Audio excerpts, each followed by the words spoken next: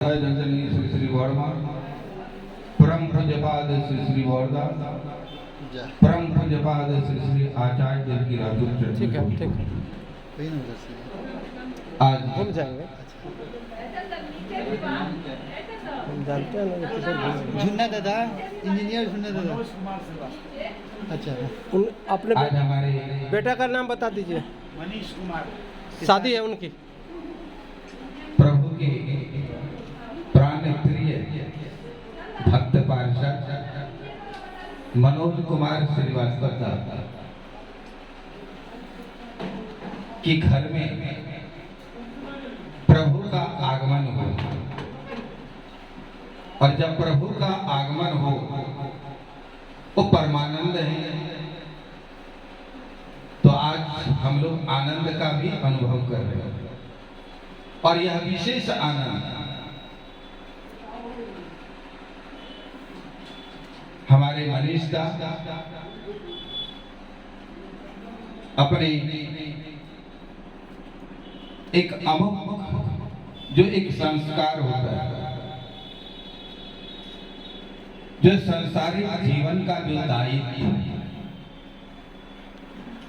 शास्त्रों के अनुसार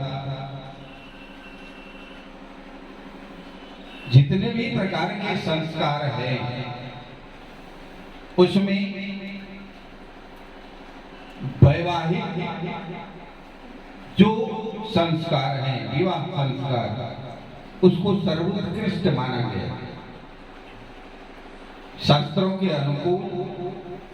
इसलिए वो सर्वोत्कृष्ट है कि वह वंश परंपरा को निरंतर जो प्रभु चाहते हैं, यह जो सुंदर सृष्टि और यह सुंदर सृष्टि में मनुष्य प्रभु का सबसे उत्कृष्ट रचना, और यह मनुष्य का जो यह उत्कृष्ट रचना है, इसके लिए एक सुंदर दाम्पत्य का आवश्यक। इसलिए प्रभु वर्तमान जो युग के सृष्टिकर्ता, प्रत्येक प्राणियों के पालन करता, पोषण करता, संरक्षण करता, समस्त प्राणियों के उद्धार करता, आज उनका आविर्भाव ही हुआ है, जो एक सुंदर दाम्पत्य का परिपालन कैसे है। मैं एक जगह पढ़ रहा था और थोड़ा सुन के भी बहुत तकलीफ हुई, और मुझे लगा, और शायद हम सबको भी लग रहा होगा, प्रभु के आगमन का उद्देश्य भी यही है। हम भारतवर्ष में हैं, ये आर्यावर्त की भूमि है, कालांतर में यह विश्व गुरु था, पूरे विश्व के लोग दीक्षांत समारोह के लिए भारत ही आते हैं। अभी हम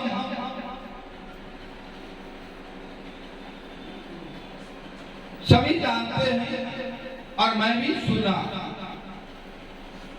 भारत में एक राज्य है केरल,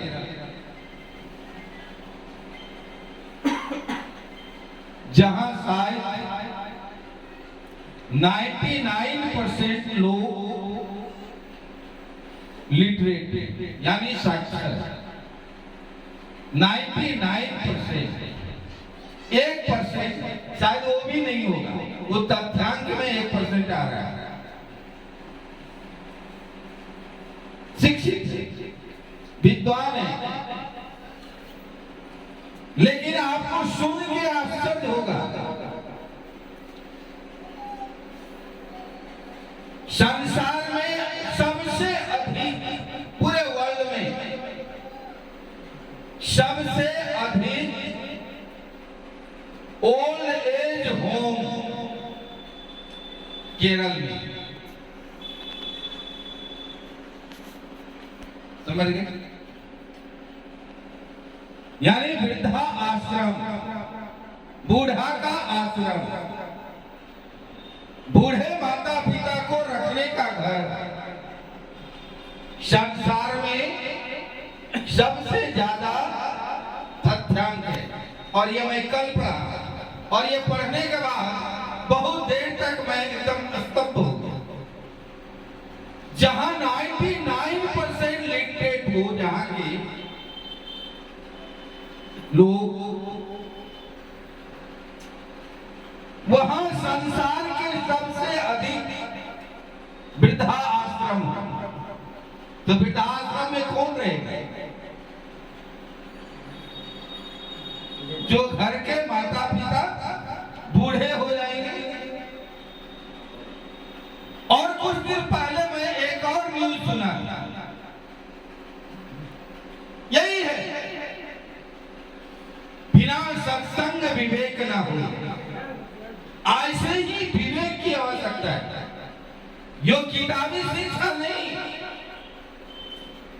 वो तो शिक्षा है। हमको दीक्षांत समारोह में पुरस्कृत कर सकता है,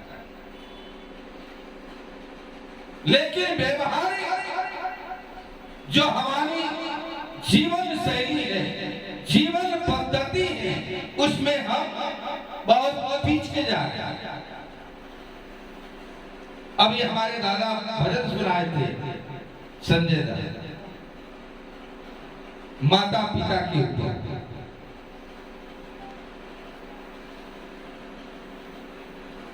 आज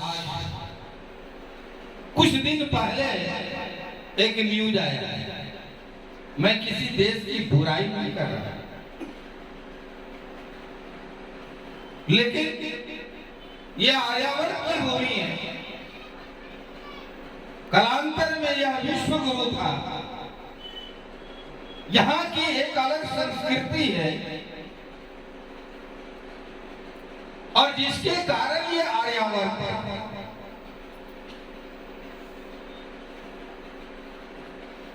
ऐसा समाचार आया था, और शायद हकीकत भी होगा, क्योंकि समाचार है तो सत्य तथ्य होगा। तो समाचार, जापान बहुत विकसित राष्ट्र,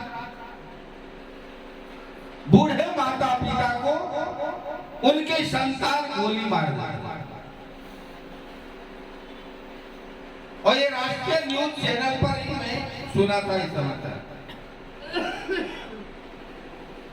जरा सोचिए,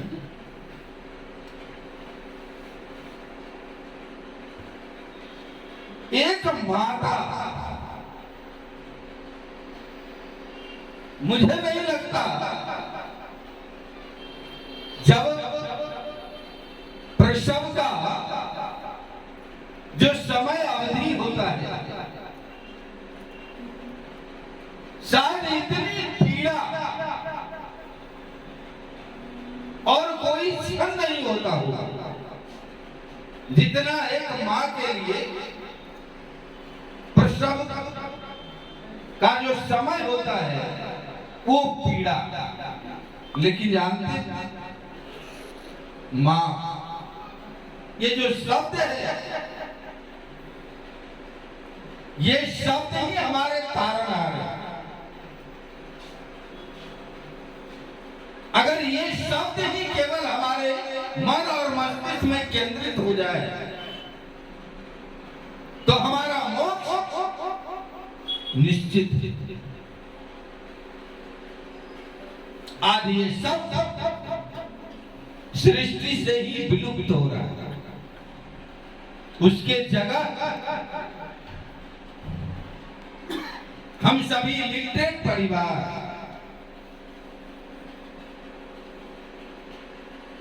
मम्मी का उच्चारण करते हैं, जिसका कोई शब्द का अर्थ नहीं। ये जो मम्मी शब्द है संस्कार विहीन शब्द है, और यही शब्द के कारण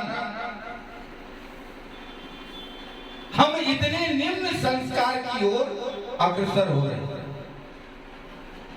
इसलिए अपने हमारा दाम्पत्य जीवन ऐसा हो जो हमारा संतान जब इस धराधाम में भूमिष्ठ हो, उनके मन और मस्तिष्क में ये जो मां शब्द है वो चिन्हित है। हम शास्त्र में पढ़ते हैं एक मां की इच्छा को पूर्ण के लिए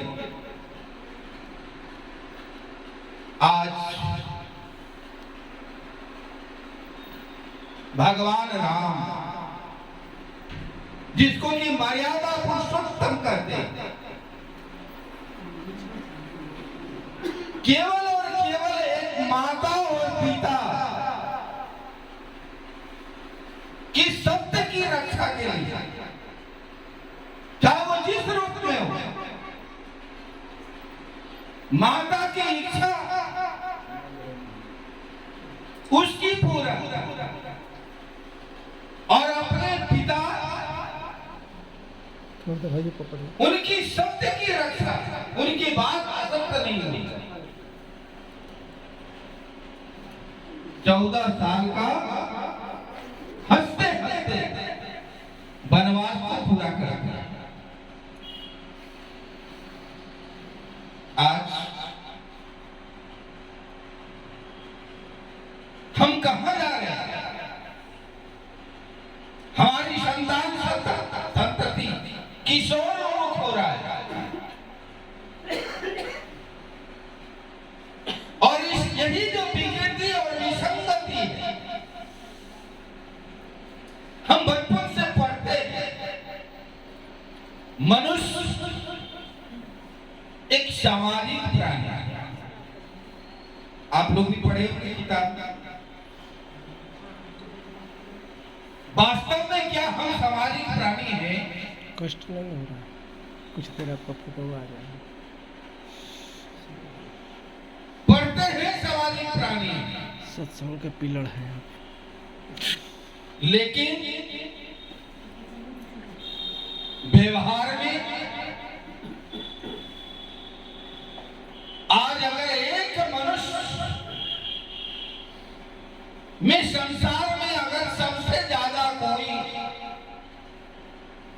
भय है, त्रास है, डर है, तो वह मनुष्य ही।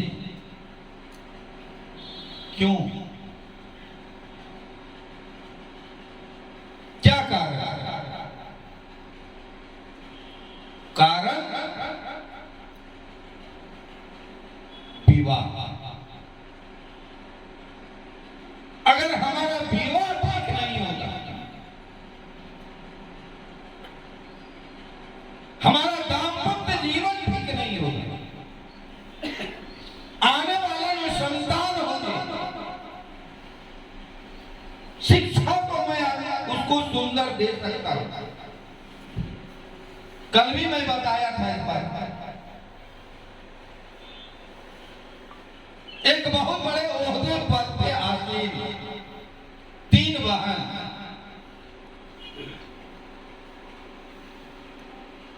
एक डीएम है, एक एसडीएम है और एक एडिशनल क्या होता है? 3 बहन, तीनों एक उच्च पद। उनकी मां का डेथ हो जाता है, अरबों की संपत्ति है, श्मशान घाट पर मां की लाश रखा है, तीनों बहन लड़ रहे हैं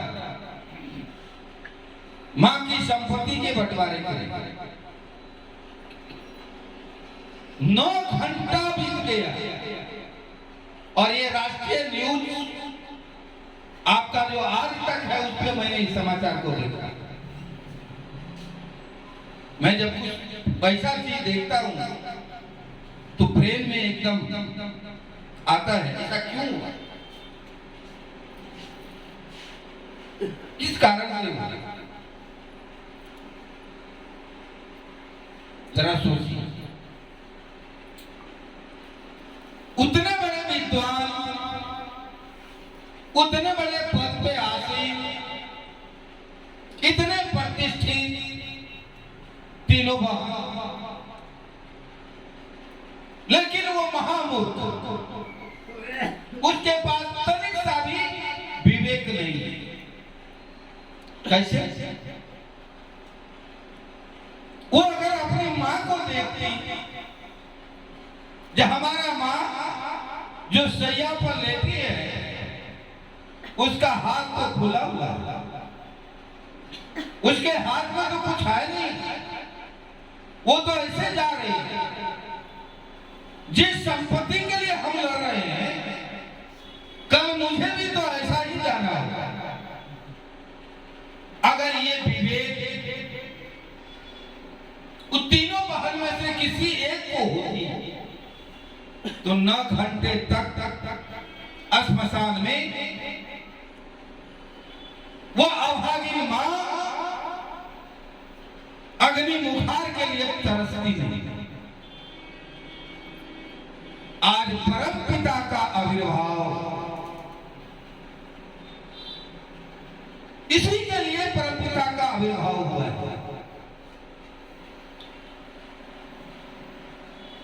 सुंदर संतान का निर्माण, मनुष्य का निर्माण, और इस मनुष्य का निर्माण एक पद्धति से हो, और ये पद्धति एडप्ट करना होगा माता पिता अपने दाम्पत्य जीवन। जब हम अपने दाम्पत्य जीवन को एक आदर्श के साथ full hero of the west, उनके साथ जब हमारा अटैचमेंट रहेगा, एक लोहा जब चुंबक के साथ उनका अटैचमेंट होता है, वो लोहा अपने अस्तित्व को खो देता और नए अस्तित्व की ओर अग्रसर होता। वह 20 रुपये किलो के भाव में बिकने वाला लोहा चुंबकीय गुण के आवरण से आबद्ध हो जाते हैं और वो 1000 रुपये किलो के भाव में उसका मूल्यांकन होता है। उसी प्रकार हम जो ये मनुष्य हैं, गॉड क्रिएटेड मैन ऑन अपना इमेज, भगवान अपने तद्रूप हम सबों का निर्माण किया। हम में और भगवान में कोई फर्क नहीं है, कोई फर्क नहीं है। ठाकुर कहते हैं, मैं तो एक मूर्ख संतान हूं, तुम लोग जब मुझे भगवान कहते हो, मुझे बहुत पीड़ा होता है, कष्ट होता है। मैं भगवान बनने नहीं आया, मैं प्रत्येक एक मनुष्य को भगवान बनाने आया। तो ये जो भगवान हम बनेंगे कैसे? सही विवेक का अनुपालन। हम राम की पूजा करते हैं, लेकिन राम को अपने जीवन में अनुपालन नहीं करते। कृष्ण की पूजा करते हैं, लेकिन अपने जीवन में कृष्ण को लेके नहीं चलते। यही कारण है ठाकुर जी कहते हैं चरण विहीन चरण की पूजा बंध्या पूजा जान। ऐसी जो पूजा पद्धति है जहां चलन नहीं है, चरण है। कोई मूर्ति है भगवान का, बार बार उसके चरण को छू रहे। आखिर भगवान चाहते क्या है, ये जानने का प्रयास नहीं। भगवान के सामने अगर हम संतान अपने माता पिता को कड़वा वचन बोल दे, हमने कैसे सोच लिया भगवान को अच्छा लगा होगा।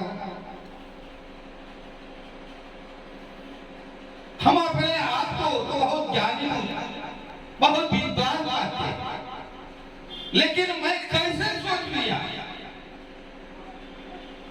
जो हमारे घर में ठाकुर प्रतिष्ठित थे, खूब सुंदर ढंग से ठाकुर को सजा के रखा, लेकिन ठाकुर के सामने बड़ों का हम अनादर करते, उनकी अवहेलना करते, तो क्या हमारे ठाकुर को अच्छा लगेगा? कदापि। हम सभी बोलचाल में भी बोलते हैं, सिर्फ बोलते हैं। क्या बोलते हैं? Love is God. कहीं कहीं लिखा भी रहता है दीवाल वाला, आप लोग भी देखे होंगे कहीं कहीं लिखा होगा लव इज गॉड। क्या अर्थ? इसका अर्थ क्या? जहां प्रेम है, जहां करुणा है, जहां दया है, वही प्रभु निवास करता है। जहां प्रेम नहीं, दया नहीं, करुणा नहीं, वहां राक्षस का वास होता है, वहां द्वंद्व होता है। अब हमारे अंदर, हमारे संतानों के अंदर तो प्रेम है नहीं, दया है नहीं, करुणा है नहीं, तो जब हमारे संतान के अंदर या हमारे अंदर प्रेम नहीं है, दया नहीं है, करुणा नहीं है, तो इसका प्रयोग क्या पड़ोसी के ऊपर होगा? इसका प्रयोग घर में ही पहले होगा, पहले माता पिता के ऊपर ही होगा। उस समय बहुत दर्द होगा, बहुत पीड़ा होगा, लेकिन ये जो स्थिति आया, एक माता पिता ठाकुर जी के पास जाते हैं, हम लोग भगवान के पास जाते हैं, क्या मांगे भगवान से भूल जाते हैं। अगर अभी हम लोगों के बीच ठाकुर जी उपस्थित हो जाए तो हम लोग भूल जाएंगे जो क्या मांगा, क्योंकि उतना विवेक हम लोग के पास नहीं। माता पिता ठाकुर जी के पास जाते हैं, निवेदन करते हैं, जो हे ठाकुर आशीर्वाद दीजिए, मेरा बेटा एक उत्कृष्ट डॉक्टर बना,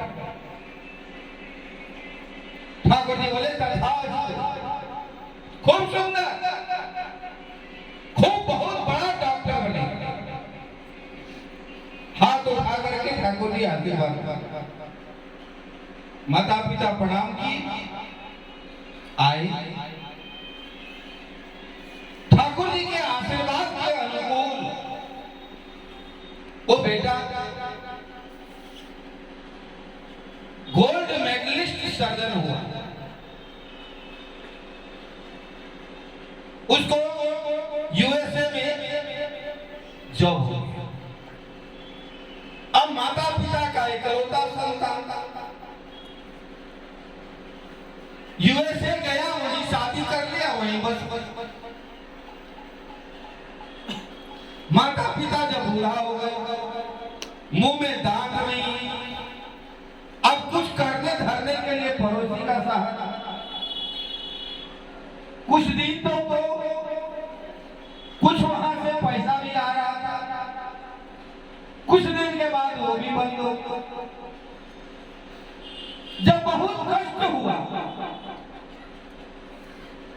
तो जब हमें कष्ट होता है तो हमें भगवान याद आता। यही संस्कार है। जब तक कष्ट नहीं होगा तब तक हमें भगवान का याद ही नहीं आएगा। जाते हैं ठाकुर जी के पास, खूब रोते गिड़गिड़ाते, ठाकुर मेरा इकलौता संतान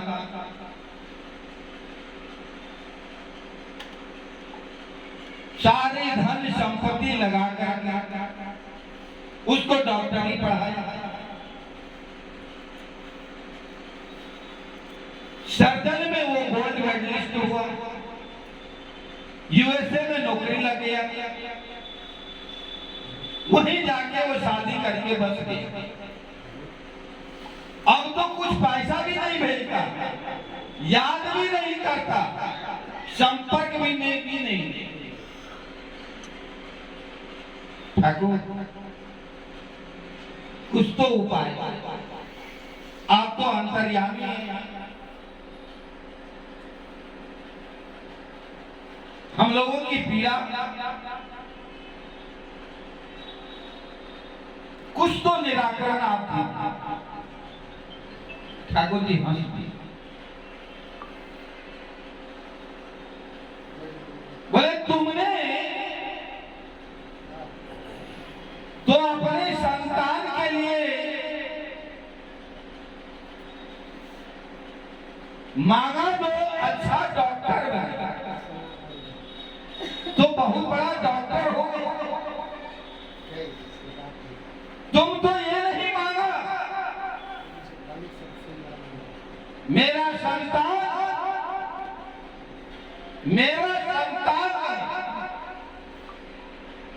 अगर तुम्हारा संतान बनता तो वो डॉक्टर भी बनता और तुम्हारा संतान भी रहता।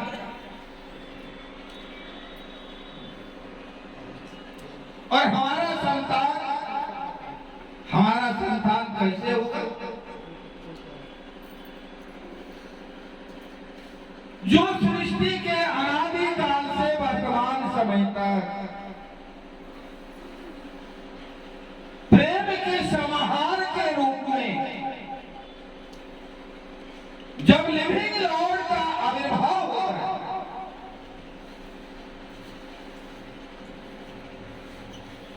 जब उस आदर्श पुरुष से हम अटैचमेंट होते हैं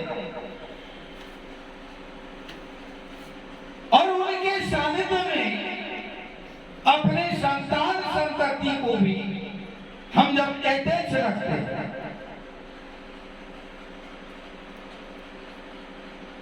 तो उसके भीतर, क्योंकि आप देखे होंगे हम जैसा करते हैं उसी को बच्चा अनुसरण करता है।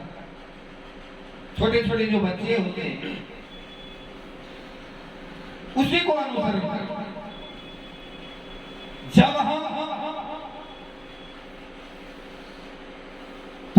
से प्रेम करेंगे, अपने जीवन में ठाकुर जी को अनुपालन करके चलेंगे, तो ठाकुर जी क्या करते हैं?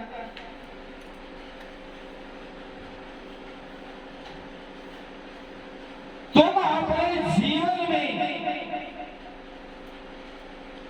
एक चींटी की भी व्यथा के निराकरण की ओर चेष्टा करो। एक नन्हा सा प्राणी चींटी, ठाकुर जी का आदेश है, उनके पास भी अगर कोई व्यथा है, कोई कष्ट है, कोई पीड़ा है, तो तुम उसके निराकरण की ओर चेष्टा करो। तुम अगर ऐसा नहीं कर सकते, संसार में तुमसे हीन और कोई नहीं है। अगर हम इस बात को जीवन में पालन करके चलें, किसी को कष्ट है परिवार में, हम तत्पर हैं। हमारे रिश्तेदार में किसी को कष्ट है, हम तत्पर हैं, हम अग्रसर हैं। हमारे पड़ोसी में किसी को पीड़ा है, तो हम तत्पर हैं, हम अग्रसर हैं। तो ये हमारे बच्चे उसको देखेंगे।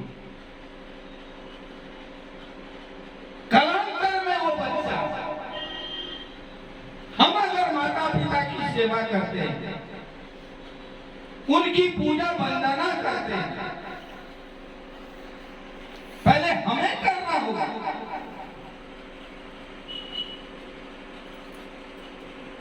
तो जाकर के हमारा संतान उसको अनुपालन करेगा। अगर हम नहीं करेंगे, एक बार एक माता पिता छोटे से बच्चे को लेकर के ठाकुर जी के पास, और ठाकुर जी के पास जाकर के उसको सर को ऐसे पकड़ करके उसको गोद रहे हैं, प्रणाम करो। पीछे से सर को पकड़ करके उसको गोद रहे हैं, प्रणाम करो।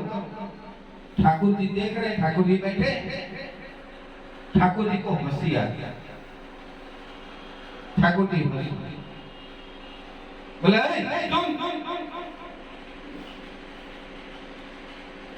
मेरे नजदीक तुम दिन में कितना बार प्रणाम करता है? यानी तुम्हारे घर में जो मैं हूं फोटो के रूप में, दिन में कितना बार मुझको प्रणाम करता है? चुप चुप चुप। प्रश्न, अगर उनके माता पिता घर में जो ठाकुर है, घर में जो भगवान है, अगर वह नित्य दिन उसको प्रणाम करता, तो बच्चा बचपन से उसको देखा रहता है। जो भगवान को ऐसे प्रणाम किया जाता है, साष्टांग प्रणाम किया जाता है भगवान, क्योंकि वो सृष्टि के रचयिता है, वो हमारे पालन करता है, हमारे पोषण करता है, उसे साष्टांग प्रणाम किया जाता है। तो बच्चे ऑटोमेटिक बचपन से वो देखा रहता है, तो मूड़ी पकड़ करके, सर पकड़ करके ठाकुर जी के सामने उसे जबरदस्ती नहीं करना और नहीं करना पड़ता। आप देवघर जाएंगे, ठाकुर बाड़ी जाएंगे, छोटे छोटे बच्चे कूद के जाते हैं प्रणाम करते।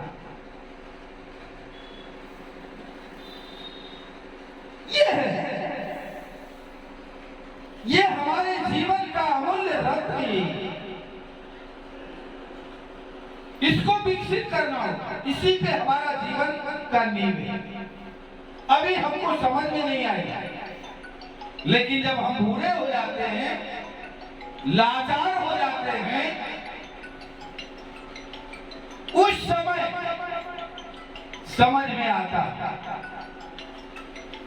जो हमने क्या किया।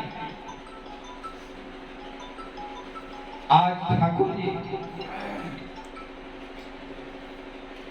प्रत्येक मनुष्य के जीवन में जो पीड़ा है, ठाकुर जी चाहते हैं न मरो न मारो, अगर संभव हो सृष्टि से मृत्यु को अवलुप्त कर। इसके लिए ठाकुर जी आए। अब कैसे हम लोग मर रहे हैं? तिल तिल मर रहे हैं। सुबह उठते हैं पूरा शरीर कष्ट है, सारे चीज है, सारी सुख सुविधा है, शरीर ठीक नहीं, कष्ट है, पीड़ा, दर्द है, तकलीफ है, घर का परिवेश अच्छा नहीं है, मन ठीक नहीं, मस्तिष्क ठीक नहीं,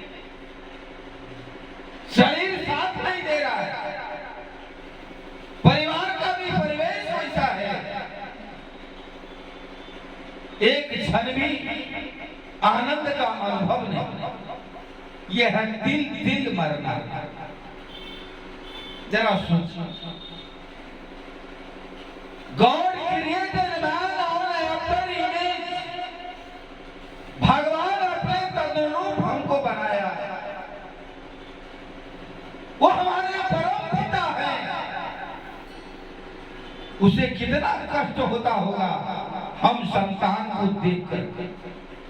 हमारा संतान का जो कष्ट, जो पीड़ा, जो दुख, जो दारिद्र्य, इसको देख के उनको कितना कष्ट होता होगा। ठाकुर जी क्या चाहते हैं? किसी के जीवन में कष्ट नहीं। उन्होंने एक बार क्या किया, कुश्तिया में देखा बहुत लोग मर रहा, अंधुन बीमार पड़ रहा, आलू मर रहा, डॉक्टर दवाई कर रहा, दवाई दे रहे हैं, इलाज हो रहा है, कुछ दिन ठीक हो रहा है, फिर जाकर के वो बीमार हो रहा है और मर जा रहा है। ठाकुर जी बोले ऐसे काम नहीं चलता, मनुष्य बीमार नहीं हो, मनुष्य दिल दिल मरे नहीं, इसका उपाय करो। अपने 2-4-10 शिष्य को आदेश दे, एक बड़ा अस्पताल और उसमें 1000 बेड लगाओ। बड़ा अस्पताल का निर्माण हुआ, 1000 बेड लगा। सारे अस्पताल में जाओ, जो अस्पताल से पेशेंट को बाहर कर दे रहा है लाइलाज कर करके, और यहां तक जो पेशेंट मर गया उसको भी उठा के ले आओ, और इस अस्पताल के बेड पे उसको रखो। सारे शिष्य लोग दौड़ अगल बगल कोसों में जितना अस्पताल था, सारे पेशेंट को खोद खोद के लाया, मरा हुआ सबको भी उठा उठा के लाया। लोग को समझ में नहीं आ रहा ये क्या हो रहा है। जानते ठाकुर जी बोले इस लाभ को पकड़ो और अविरल नाम करो। अपने समय में ठाकुर जी ऐसे अस्पताल का निर्माण किया जहां दवाई नहीं, नाम के द्वारा हजारों सबको वो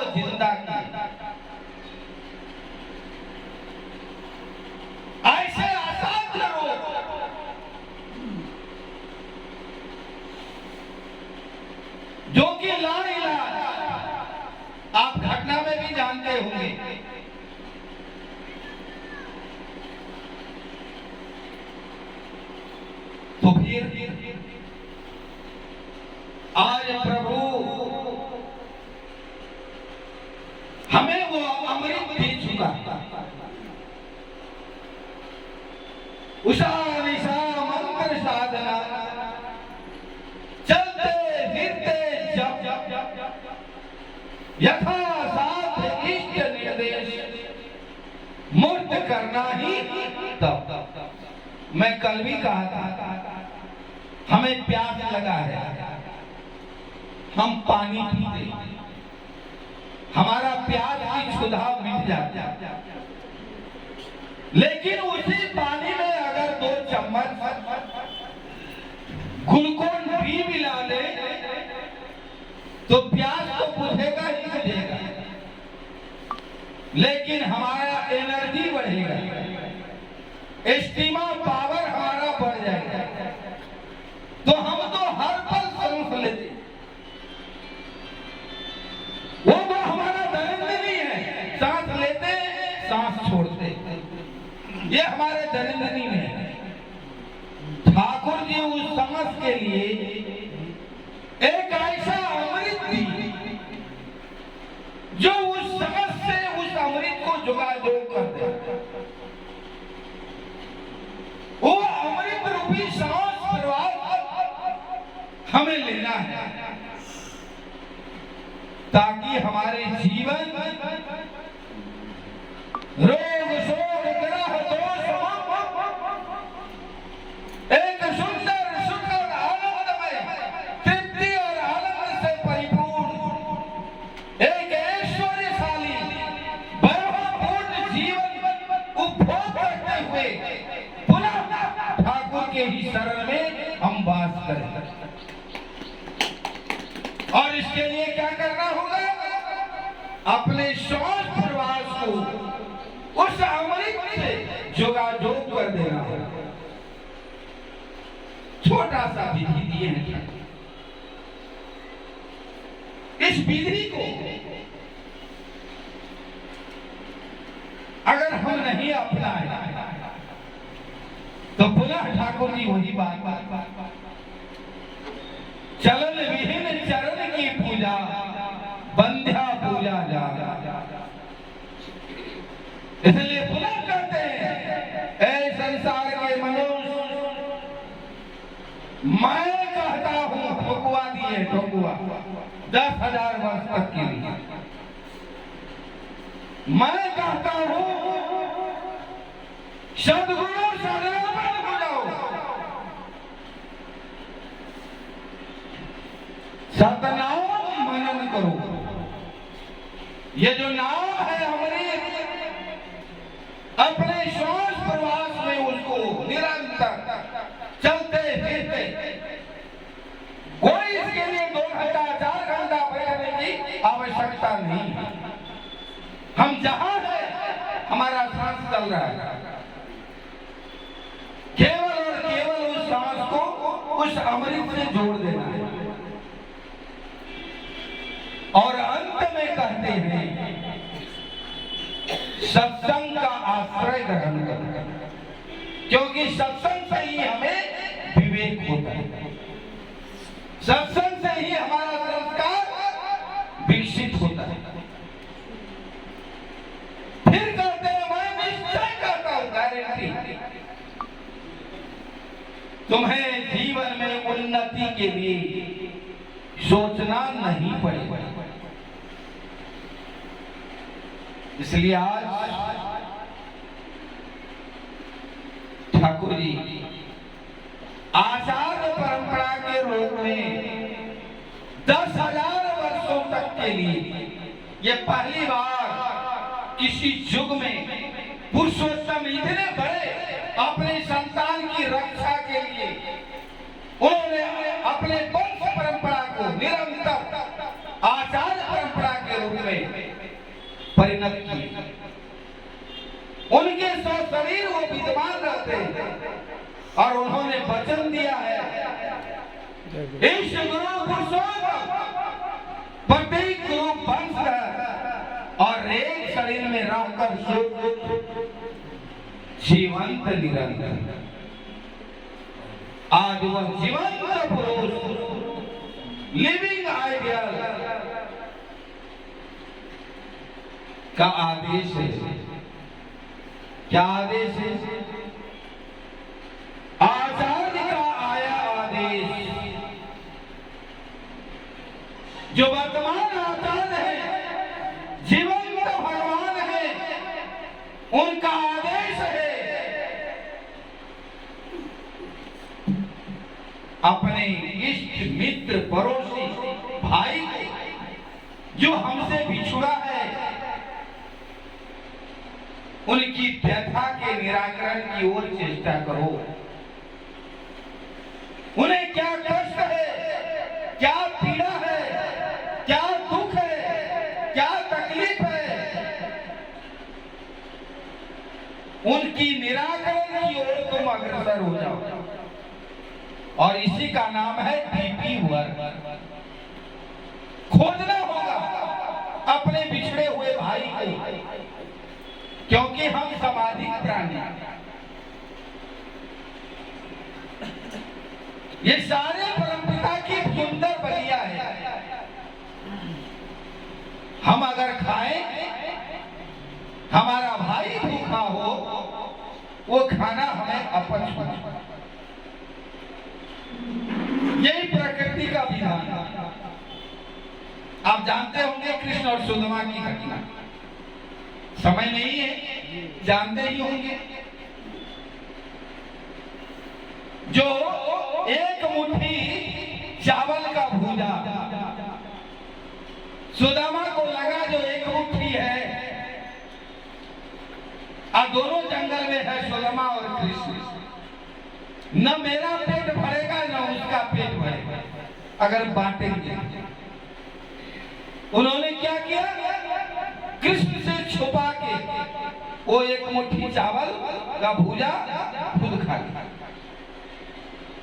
क्या मिला जीवन में? दारिद्र्य। पूरा जीवन दारिद्र्य मिला। उनके साथ यह ब्रह्मांड के अधीश्वर कृष्ण साथ रहते हुए भी उसे दारिद्र्य मिला। सिर्फ कहानी पढ़ने से नहीं होगा, समझना होगा, यह दिमाग का उपयोग करना होगा। ऐसा हुआ तो क्यों हुआ, पुनः उसका निराकरण कैसे हुआ। उसका निराकरण हुआ, फिर वही उसकी पत्नी वही भूजा जब देता है पोटली में बांध के, अब जब वो द्वारका जाते हैं वही चावल का भूजा जैसे कृष्ण फेंकते हैं, वैसे उन्हें राजमहल भी होता है, धन धान भी होता है, ऐश्वर्य भी होता है, वैभव भी होता है। आज ठाकुर जी उसी विधान को हमारे जीवन में अनुपालन करने का आदेश दे रहे हैं। यही है डीपी वार। हम खा ले, हमारा भाई भूखा रहे, वो खाना हमारे लिए अपच हो। इसलिए ढूंढना होगा घर घर में कोई हमारा भाई व्यथा में ना रहे, कष्ट में ना रहे, पीड़ा में ना रहे, दुख में ना रहे। उसे पकड़ के लाना होगा, ठाकुर जी की शरणापन करना होगा, उनके साथ कंधे में कंधे मिला करके उनकी व्यथा के निराकरण की ओर हमेशा चेष्टा करना होगा। तब हम सामाजिक प्राणी, तब परमपिता प्रसन्न होते हैं। जब हम अपना मंगल चाहते हैं तो दूसरे की मंगल की कामना ही अपने मंगल की प्रस्तुति है। बहुत ही सुंदर परिवेश आज का, बड़ा आनंद।